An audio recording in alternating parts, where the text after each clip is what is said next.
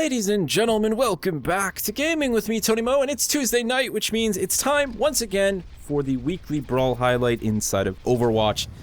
You know, everybody's always asking me, Tony, can you make shorter videos? Tony, you should make your videos shorter. I'm like, I don't do that.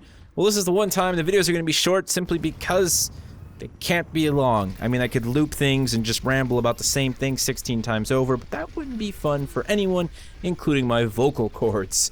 So, let's take a look at this week's Weekly Brawl, which is Mystery Heroes. The world could always use Mystery Heroes. I guess if it had no other chance or no other opportunity, yes, it could use Mystery Heroes, but I would say that it's far more effective for the world to use heroes, not Mystery Heroes. Anyways, that's the point of this week's Weekly Brawl. No matter what hero you decide to select, you'll be issued a hero at random, even upon respawning. That's right, team compositions are going to be chaos. No one's going to know who they're playing or when they're playing that hero, and it's a good thing to constantly keep tabbing in order to see just who is actually on your team in order to help you actually support your team. Because 1 second, you could be a healer with 3 tanks, the next second, you could be a healer with 3 tracers, in which case you're like, damn, I really can't keep up with those tracers. I'm just not quick enough. But honestly, guys, this is a game mode, in my opinion, that's all about having fun and having the opportunity, at least at random, to play some of those heroes that you don't normally play. It really removes 2 main restrictions from typical Overwatch quick play. Number 1, that sense of, you know, my team actually could use a Genji, but I'm not really that good at Genji, and I don't want to let them down because I'm a really good guy. So I don't play Genji. I play Soldier 76, and we win. The other side of it being, oh man, my team really doesn't need a Genji, and as much as I want to play Genji, okay, I'll go heals. See, really the 2 situations that prevent you from playing the hero you want to play. And while it will be at random, there is still an opportunity for you to be Genji and to finally live out your ninja wall climbing fantasies. But of course that will, as I said, all be completely at random. But hey, you never know. For example, today, my first 2 matches inside of this week's Weekly Brawl allowed me to spend a substantial amount of time playing Widowmaker. Widowmaker is a hero that I actually really like. I like her design. I like her, you know, her escape tactics and her mobility. And I especially love that nasty little poison thing she throws down. There's nothing better than trapping someone in that and then shooting them square in the knee. Oh, you thought I was going to say face. No, of course, the knee. What better place to shoot someone when they're already trapped in a trap? In the knee, of course. But really, I got to spend a substantial amount of time with Widowmaker, a hero that I don't normally pick. I wouldn't say so much because of my skill, but I really don't have the muscle memory to play a hero like...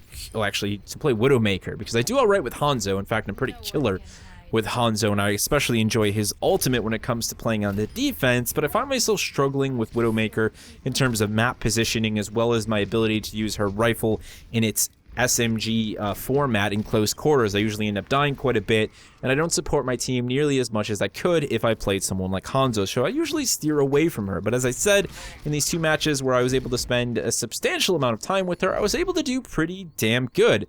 It may have been the fact that everyone on the enemy team was forced into heroes that they don't normally play, giving me a slight advantage, but I'll take it either way. It allowed me to build some sort of muscle memory for using Widowmaker's scope, and it was a hell of a lot of fun. That's really the big thing to take into consideration when you decide whether or not to go into quick play or to spend a couple matches in this week's Weekly Brawl, is that it's a great opportunity to just have fun and mess around with heroes that you may have otherwise not chosen. There's no real tips and tricks for this week's Brawl because it is so random. All I would say is have fun, you know, take this as an opportunity to spend a little bit more time, you know, gaining some proficiency with those odd heroes that you might not play. On the other side of the thing, it is random, and there's the horrible, horrible chance that you constantly are thrown into the same hero or the hero that you almost always play, which is probably going to be a really rare case considering there's 21 heroes. I think you'll be okay depending on how many matches you actually play. That's going to do it for me, guys, though. Like I said, just a real quick look at the Weekly Brawl this week. There's not too much to talk about with this one. I should mention, unlike Super Shimada Brothers, which was limited to 1 map, and of course 1 game mode for the sake of its theme on Hanamura, this one is unlimited. You're going to see different game modes, different map locations, as well as all of those different team compositions. So have fun with your 6 Bastions and your 3 Toblerones and your 2 Tracers and your 4 Mercies and your 5 McCrees and your 3 Hanzos, your 2 Genjis, and your 1 Junkrat. Something like that, right? If you guys have anything else for me, throw it down in the comment section below. Let me know what you think of the Weekly Brawl if you've given it a go. Have you had the opportunity to play any heroes that you wouldn't normally play? Let me know. Thank you very much for watching, and I will see you in the next one.